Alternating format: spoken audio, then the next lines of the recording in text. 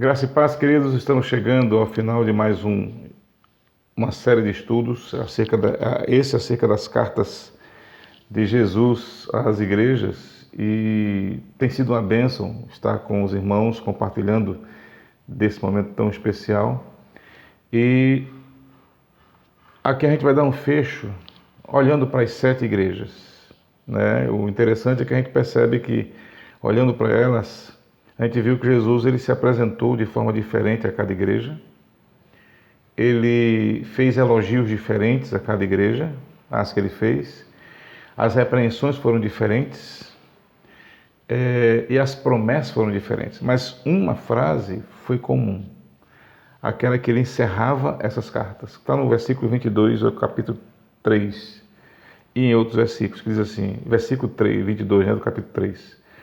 Quem tem ouvidos, ouça o que o Espírito diz às igrejas.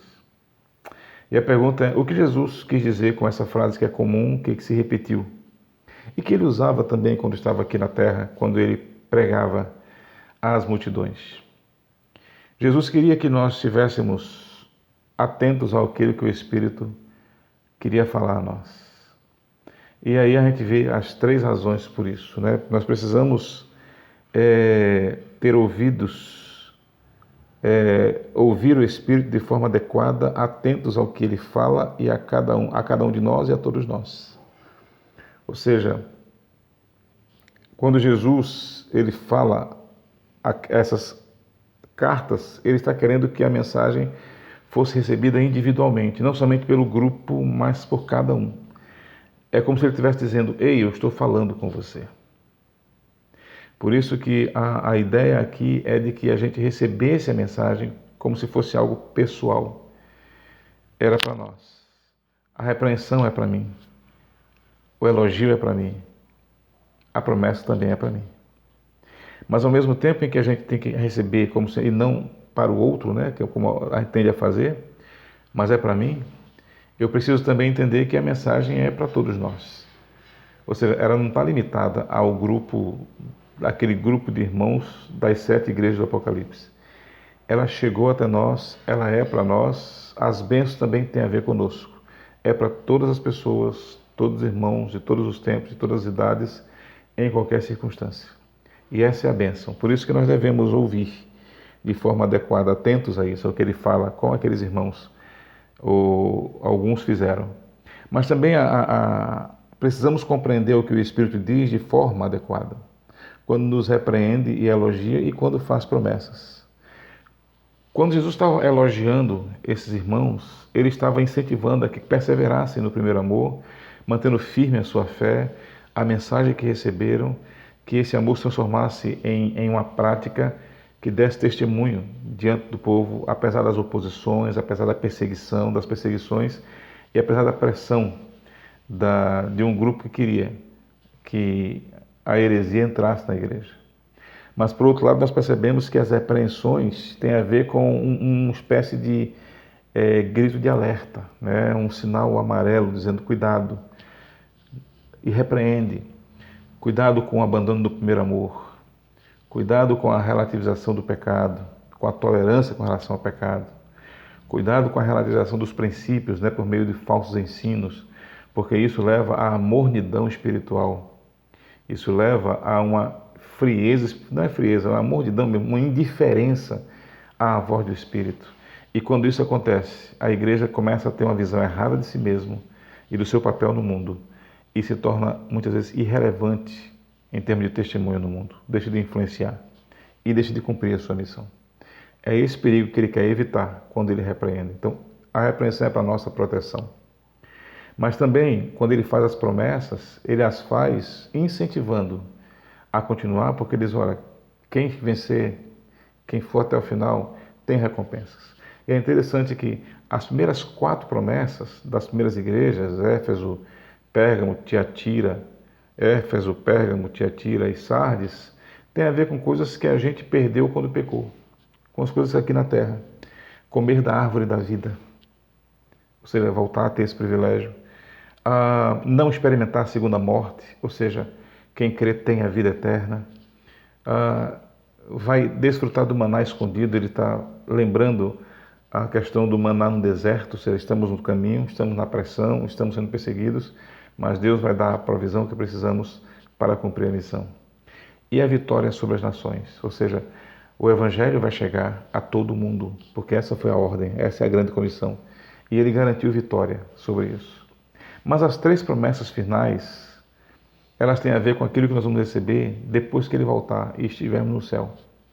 Nós vamos receber a cidadania eterna, nós vamos receber uma comunhão eterna, vamos desfrutar da comunhão eterna com ele, e nós vamos ser parte do reino dele, né?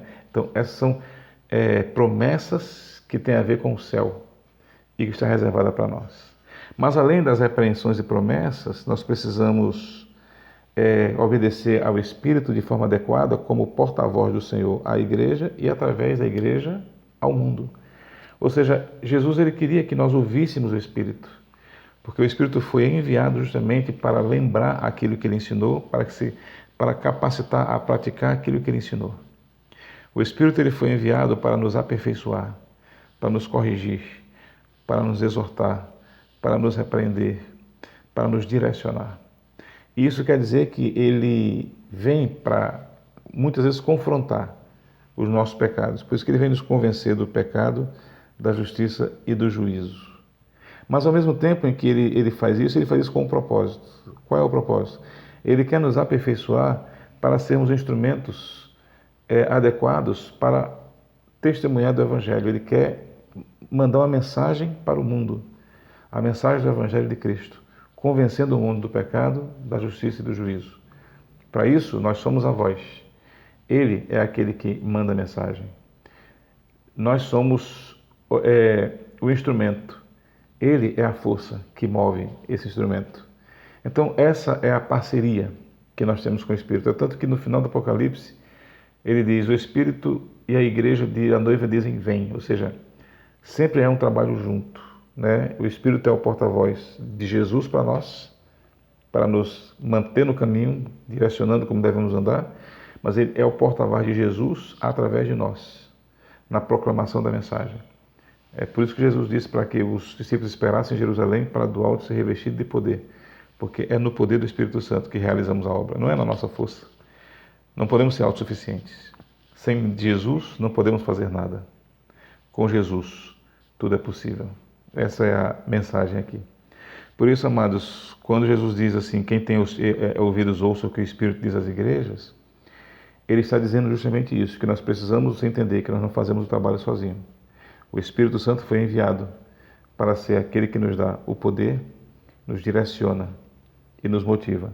Então nós precisamos ouvir o Espírito de forma adequada, compreender o Espírito de forma adequada e obedecê-lo de forma adequada para que a missão tenha sucesso, seja completada com louvor e a grande comissão seja cumprida. E isso cabe a cada um de nós e também a todos nós. Cabe a mim como cristão, cabe a nós como igreja, né, buscar sermos orientados pelo Espírito. Que o Senhor nos faça assim, que essa série de estudos venha a ter como propósito principal levar você a buscar mais do Senhor. Pai querido, em nome de Jesus, muito obrigado por essa série de mensagens e estudos que nós tivemos aqui, que nos levou a refletir sobre o modo de ser igreja e de ser cristão. Que o Teu Espírito possa nos fazer repensar caminhos, corrigir rumos e seguir seguindo a Tua vontade. Em nome de Jesus. Amém. Que Deus abençoe.